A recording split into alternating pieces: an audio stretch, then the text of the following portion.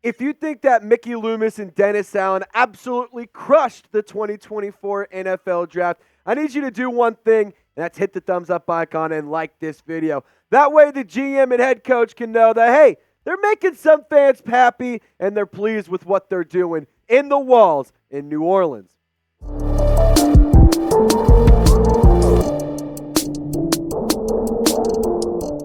So coming up in today's video, I stumbled across an article where ESPN's Matt Miller was discussing all of the top 100 NFL draft picks across all 32 teams. So I just found that he showed a little bit of extra love to the New Orleans Saints, and he was very fond of the first 3 picks that the black and gold made. So let's just kick it directly over to Matt Miller. Here's what he said about New Orleans drafting Taliese Fuaga. He said you could make the argument that no team had a more clearly defined need than the Saints' hole at offensive tackle. Trevor Penning hasn't hit, and the injuries to Ryan Ramczyk makes his future a question mark.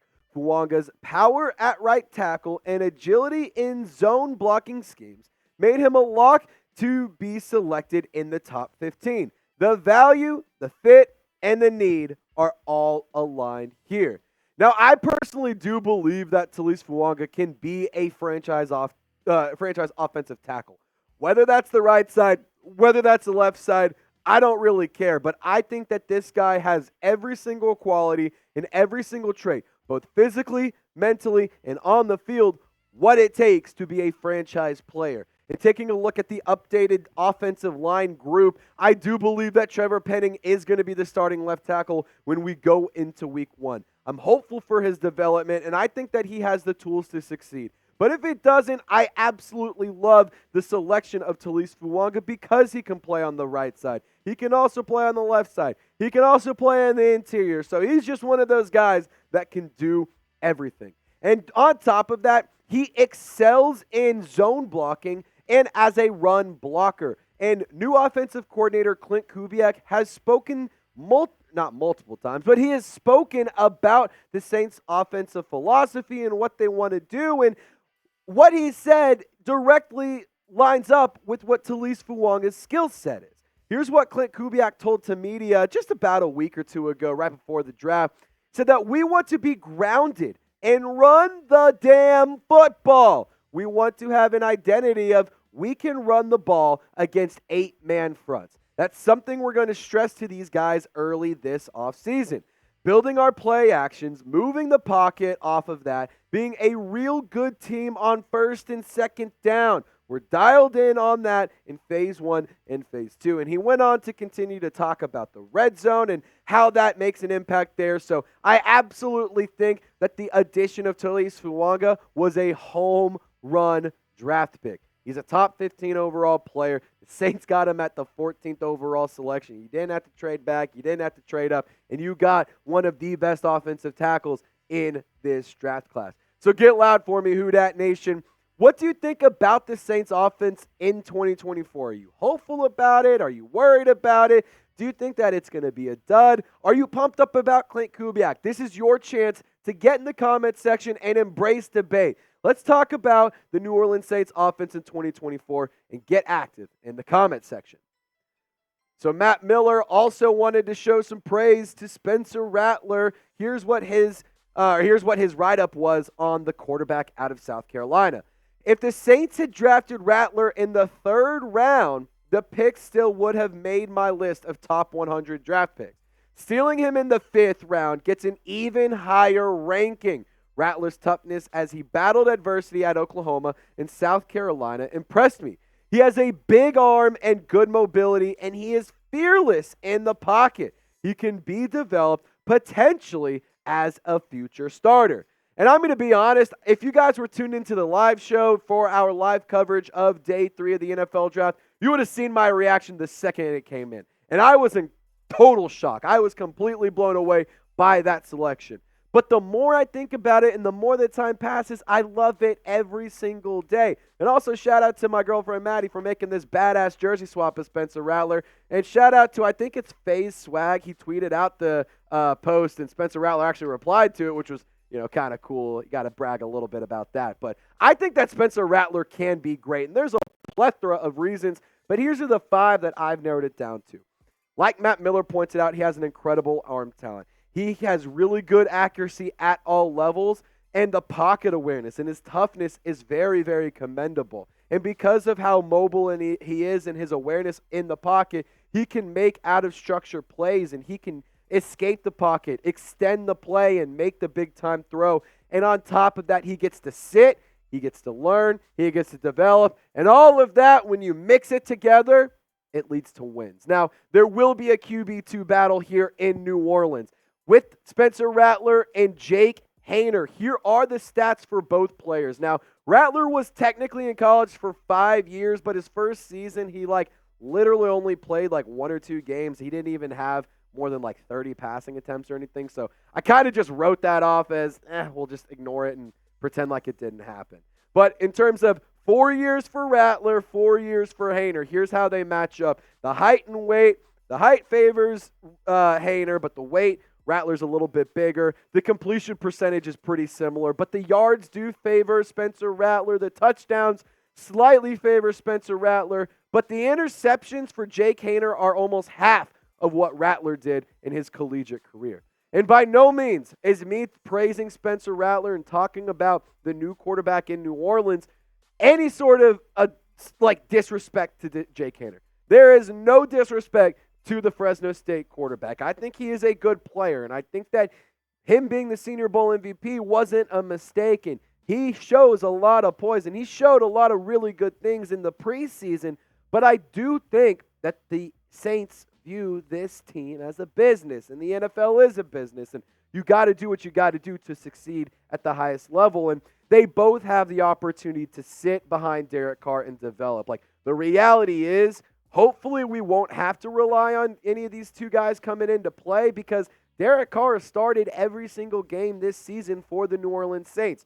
Jameis Winston only checked in when Derek Carr was hurt a handful of times. So I think that you don't have to rely on this player to go and play at a high level in year 1 or year 2 for Haener. But I do think that you need to be reasonable in terms of don't hold on to a quarterback just because he was a pick, because he traded up for him last year. I love Jake Haener. I was excited about the selection, but, there's just no denying the talent that Spencer Rattler has. So pick a quarterback for me out of these two. Who's going to be your backup? Is it going to be Jake Haener, the Fresno State product, or is it going to be Spencer, the gunslinger Rattler? Just give me an SR in the comment section. And if you want to support any of the rookies and you want to support the channel here at Chat Sports, go to chatsports.com/Saints jerseys. We got all the rookies. You want Taliese Fuaga, you want Spencer Rattler, you want Bub Means, Kool-Aid McKinstry, whoever, we got jerseys for you. You want men's, you want women's, you want kids, we got all that for you. What about the home? What about the away? The throwback, the color rush? We got those too. So use our link. It's in the comment section description of this video so you can get geared up for the 2024 NFL season.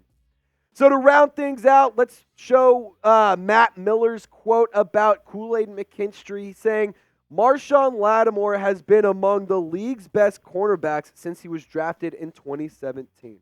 But his peak years may be behind him. Again, this is Matt Miller saying this, not me, so don't shoot the messenger. Lattimore can mentor McKinstry to take his role as CB1 on the depth chart. The right foot Jones fracture that caused McKinstry to drop has to be watched, but scouts raved about his football sense and instincts in the pre-draft process. Now, obviously, the foot injury is something to be concerned about, and it is something to monitor. But I am so damn pumped up to see Dennis Allen get to work with Kool-Aid McKinstry. I know not a lot of y'all are very fond of Dennis Allen. Me, myself, I've been very critical of the Saints head coach. But there is no arguing and there's no denying that he knows how to develop defensive backs at a very high level. And this depth chart is really freaking loaded. To be honest, I challenge you to find another cornerback depth chart that has as much depth and as much talent spread across. Now, obviously, there's a lot of good groups across the league, but I'm a little bit biased here. I love what Mickey Loomis, what Dennis Allen have cooked up. especially in that nickel role, bringing in Will Harris as a free agent, bringing in Rajon Wright to compete as a cornerback, Vion Hicks, Shamar Jean-Charles. All of these players can make sort of an impact, whether it's on defense or special teams. And Kool-Aid McKinstry, goodness gracious. In 2022, as a freshman, Nick Saban, or excuse me, not 2022. In 2021, as a freshman, Nick Saban trusted him to be a part-time starter, so he got some run and he got to make some noise. And he was good.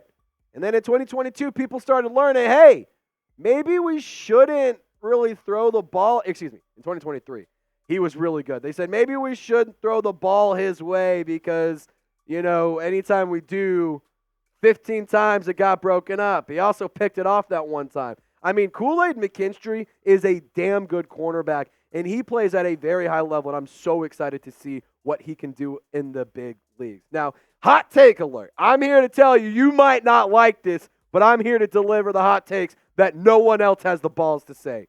I think that this 2024 NFL draft class for the New Orleans Saints has the ability and could become more impactful than the 2017 class. And I want to make one thing clear right now. We won't know the outcome and we won't know how great this draft class is for a few years. So I don't think that we need to rush into a conclusion about who the better draft class is. I also think that we can appreciate a great draft class in 2017, but also be excited and admire a really strong class in 2024 as well. So I gave you probably the hottest take that I could think of. So it's your turn. I want you to drop a hot take about the New Orleans Saints 2024 draft class in the comment section and let me know what you think. The hotter, the freaking better. So get loud and get active. And just to kind of round things out, got some final thoughts for you guys. It's just refreshing to see mainstream media, one, talk about the New Orleans Saints, and two, talk about them in a positive light. I mean, the general response about the Saints draft class has been very, very positive, and there's been a lot of praise for New Orleans in terms of how this draft shook out for them. And I totally am on board for it. I think that it's really nice, and I think it's really refreshing to finally see the Saints get talked about in a positive light and just get talked about at all. So that's just something I wanted to kind of float out to you guys. Had that final thought before we wanted to get on out of here. I am in Mexico right now. Hopefully I'm not too sunburned, and hopefully I'm not having too many margaritas. But y'all stay golden. See you next time.